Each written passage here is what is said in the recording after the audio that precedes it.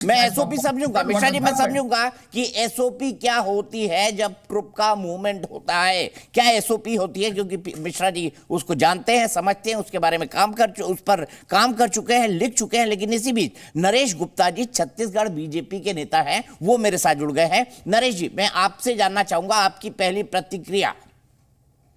देखिए, सबसे पहली बात, ये बहुत दर्दनाक घटना है।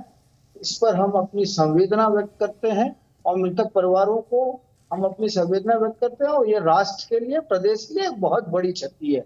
और इस पर शासन को आज निर्णय लेना होगा, इस छत्तीसगढ़ सरकार को, कि अब इनसे डायलॉग नहीं, अब इनसे 1-to-1 फाइट करना पड़ेगा। क्योंकि अब वो enough is enough is enough, enough से बाहर हो गई सारी चीजें। अब हमको 1-to-1 उनको मैन हैंडलिंग, जो ये जिस भाषा को समझते हैं नक्सली, उसी भाषा में जवाब देना होगा। और भारत सरकार आज उनको कहती है कि आज अमित शाह जी ने, जो केंद्रीय गृह मंत्री, उनका भी आज स्टेटमेंट आ गया कि हम आपको पूरा सपोर्ट कर रहे हैं। तो ये सरकार को आज निर्णय लेने का समय आ गया है और दिस इज हाई टाइम। इसी समय पर आप निर्णय लेते हैं, अदरवाइज जब समस्याएं समाज कुछ लूप लाइन में चली जाती है तो फिर रह जाती हैं। तो मेरा आज मुख्यमंत्री जी से और इस शासन से अनुरोध है कि आज फाइटिंग का निर्णय ले ले कि they will not spare a single minute, a single पैसा ऑफ लैंड टू देम।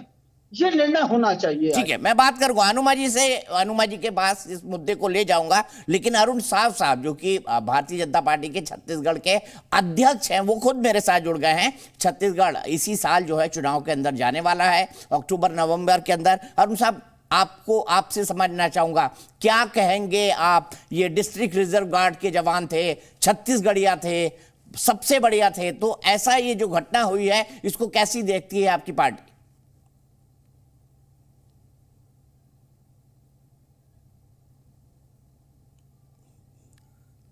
साहब, आपका ऑडियो बंद है, ऑडियो चालू कर दीजिए प्लीज।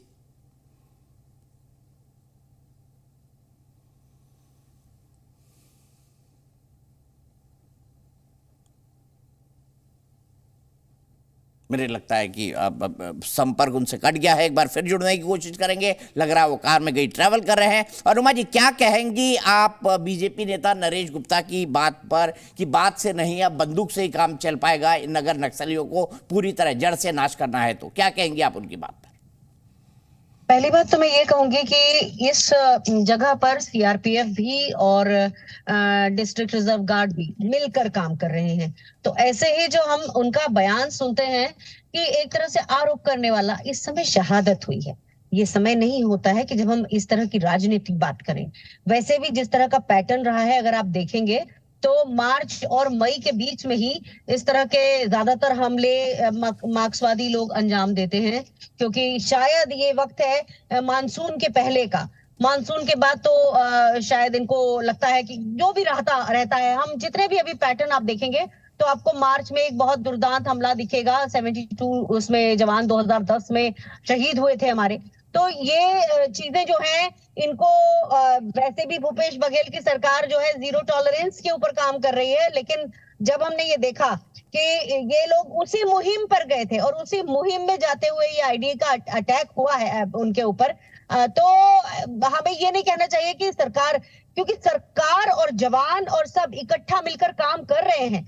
बस्तर में इस समय सड़क बन रही है, बस्तर में इस समय संचार सुधर रहा है, जिससे प्रॉब्लम होती है नक्सलाइट्स को, जो आंध्र प्रदेश की बॉर्डर भी क्रॉस करके आते हैं, ओडिशा की भी क्रॉस करके आते हैं, झारखंड के भी आते हैं। और आपने अगर देखा होगा, ध्यान गया हो तो, जो आंध्र प्रदेश की बॉर्डर से ज्यादातर इनका आना होता है छत्तीसगढ़ में। पर ना तो केवल भूपेश बघेल जी की सरकार और सीआरपीएफ, हम दोनों को ही ये नहीं कह सकते कि हमारे जो शहीद, उनके जो काडर हैं, जो सीआरपीएफ है, उन्होंने ध्यान नहीं दिया होगा। लेकिन ये दुर्दांत घटना हो गई है और अब हमारा ये कर्तव्य है, जैसा कि भूपेश बघेल जी ने कहा है, कि ये अपनी लड़ाई अंतिम दौर में है और अब किसी को बख्शा भी नहीं, पहले भी नहीं बख्शा जा रहा था, हम देख रहे हैं। क्योंकि जिस तरह से मैंने आपको बताया, अप्रैल में ही ये सुकमा में 2 नक्सली पकड़े गए थे, बहुत सारा असलाह पकड़ा गया था, उसके बाद भी कुछ लोग पकड़े गए हैं। और अमित शाह जी भी अभी 1 महीना नहीं हुआ है उनको आके, ऑलमोस्ट 1 ही महीना हुआ है।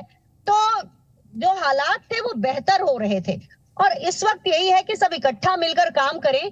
अगर ये वामपंथी हैं तो, अगर ये केवल लोकल नक्सलाइट हैं तो, ये जो भी हैं, ये लेकिन स्टेट के खिलाफ लोग हैं और इनको साथ मिलके ही खत्म किया जा सकता है। ठीक है, मैं सीधे यहाँ से नरेश जी के पास चलता हूँ। नरेश जी, अनुमा जी ने बड़ी गरिमा के साथ अपनी बात कही और उनका ये कहना है कि भाई हम तो फाइट कर ही रहे हैं और स्टेट को, सेंटर को, सबको मिलके फाइट करना पड़ेगा। तो इसमें आप की थोड़ा सॉफ्ट हैंडल कर रही है भूपेश बघेल, ये तो कहीं से कहीं तक दिखाई नहीं देता। आप क्यों कह रहे हैं ऐसा? देखिए, मैंने अभी तक दीपक जी, मैं कोई पॉलिटिकल बयान नहीं दिया या सरकार का फेलवर कहा जिस रूप में अनुपमा जी इसको ले रही हैं। मैं तो बहुत क्लियर कहा कि it is a right time तो गवर्नमेंट विल चूज कि we will fight with them. ये मेरा एक बहुत क्लियर स्टैंड। मैं कोई पॉलिटिकल बयानबाजी नहीं कर रहा हूँ, ना पॉलिटिकल माइलेज की बात कर रहा हूँ। मैं तो आज चाहता हूँ कि आज शहादत हुई है इतने हमारे जवानों की, तो आज सरकार को यह निर्णय ले लेना चाहिए कि इस पार या उस पार। सरकार जो अब मैं अनुपमा आचार्य मैडम ने जो बोल दिया तो मुझे कंपेल कर रही है उस ओर को ले जाने का। मैं इस पर कोई पॉलिटिकल बयान नहीं देना चाहता था, लेकिन अब उन्होंने मुझे कंपेल किया। सरकार बोलती है हम उनसे डायलॉग करेंगे। What is going on? अब डायलॉग क्या करेंगे? आज इतनी बड़ी घटना हो गई। अब लीजिए, इन्होंने मुझे पॉलिटिकल बयान का आरोप लगाया ना। आज मुख्यमंत्री जी क्या कर रहे थे, उनके ट्विटर हैंडल को देखिए इस घटना के साथ ही साथ। बहुत दुर्भाग्यजनक बात है, बहुत पीड़ादायक बात है। इस घटना के समय भी मुख्यमंत्री जी कहां आएंगे इससे? मैं कुछ बोलूंगा नहीं। ये राजनीतिक भाषा शैली की बात मिसेस मैडम आचार्य जो कर रही थी, मैंने कोई राजनीतिक भाषण नहीं दिया। मैंने इस प्रदेश की जनता के हितों के लिए और नक्सलियों के समापन की बात की। यदि यह बात करना राजनीतिक भाषा है तो मैं उसको स्वीकार करूंगा।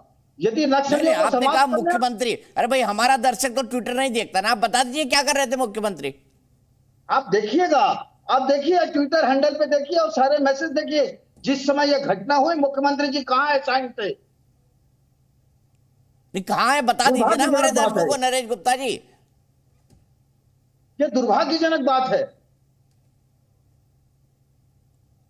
मैं कह रहा हूं कहाँ थे मुझे मुख्यमंत्री जी? राजनीतिक बयान देने के लिए कांग्रेस प्रवक्ता ने कंपेल किया। मैंने कोई, दीपक जी, मैंने कोई राजनीतिक बयान नहीं दिया था। मैंने ये कहा कि अब समय आ गया कि नरेश जी, नक्सलियों आप को समझ नहीं रहे। आप जड़ों से समाप्त करना चाहिए। एक शिगुफा यह छोड़ा कहना मुख्यमंत्री राजनीतिक कहाँ भाषण थे, है क्या? उनकी ट्विटर की टाइमलाइन पर देख लीजिए।